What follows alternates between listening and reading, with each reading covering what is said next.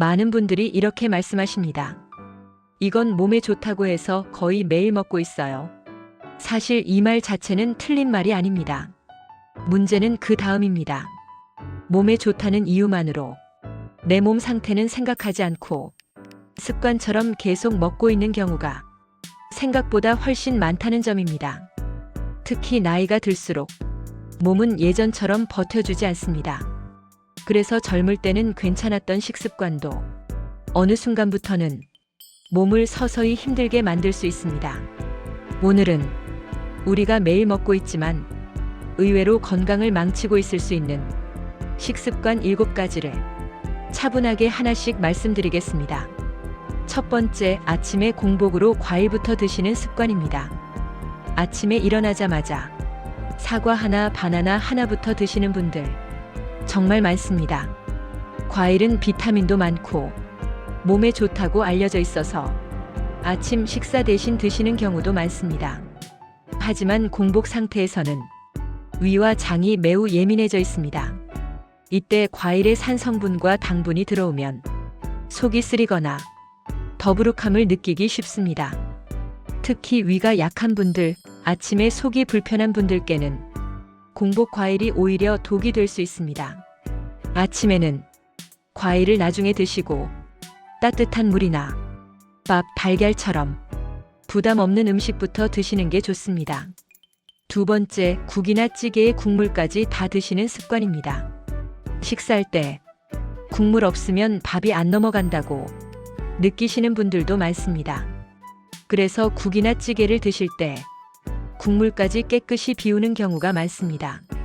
하지만 국물에는 소금, 기름, 양념이 대부분 녹아 있습니다.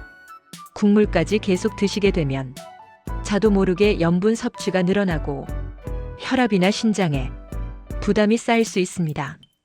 국이나 찌개는 건더기 위주로 드셔도 충분히 맛있고 영양도 충분합니다. 세 번째, 건강을 위해 소금을 완전히 끊는 습관입니다. 고혈압이 걱정돼서 소금을 아예 안 드시려고 노력하시는 분들도 계십니다. 하지만 염분을 너무 적게 섭취하면 어지럼증이 생기거나 기운이 없고 식욕이 떨어질 수 있습니다. 우리 몸은 적당한 염분이 있어야 신경과 근육이 정상적으로 움직일 수 있습니다. 중요한 건 짜게 먹지 않는 것이지 소금을 완전히 끊는 것이 아닙니다. 네 번째, 건강즙이나 진한 차를 매일 드시는 습관입니다. 양배추즙, 도라지즙, 생강차, 보이차. 몸에 좋다고 알려진 것들이죠. 그래서 하루도 빠짐없이 챙겨 드시는 분들도 많습니다. 하지만 이런 것들도 매일 오랫동안 진하게 드시면 위와 간에 부담이 될 수 있습니다. 건강식품이라고 해서 많이 먹을수록 더 좋아지는 건 아닙니다. 다섯 번째, 반찬은 적고 밥만 많이 드시는 습관입니다. 입맛이 없을 때 밥에 김치만 드시거나 국에 밥만 말아 드시는 경우가 많습니다. 이렇게 식사를 계속하면 단백질과 영양이 부족해지고 근육이 빠지기 쉬워집니다. 노년기에는 밥 양보다 반찬의 균형이 훨씬 더 중요합니다. 여섯 번째, 야식은 안 먹지만 밤에 과일이나 간식을 드시는 습관입니다. 야식은 피하지만 과일이나 견과류 정도는 괜찮다고 생각하시는 분들이 많습니다. 하지만 밤에는 소화 기능이 낮아져 있기 때문에 이런 음식도 몸에 부담이 될 수 있습니다. 특히 잠들기 직전에 먹는 습관은 수면의 질을 떨어뜨리고 아침에 피로를 남깁니다. 일곱 번째, 물 대신 차나 음료로 수분을 채우는 습관입니다.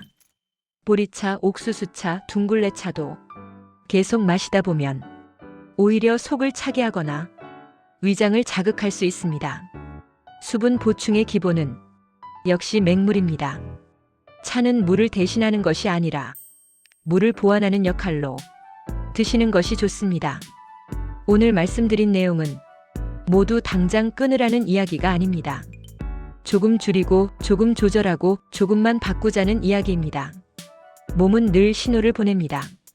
불편하면 불편하다고 말하고 무리하면 바로 반응합니다. 오늘부터 이게 정말 내 몸에 맞는가? 이 질문 하나만 떠올리셔도 건강은 충분히 달라질 수 있습니다. 시청해주셔서 감사합니다. 다음 영상에서도 일상에 바로 도움이 되는 건강한 상식으로 찾아뵙겠습니다.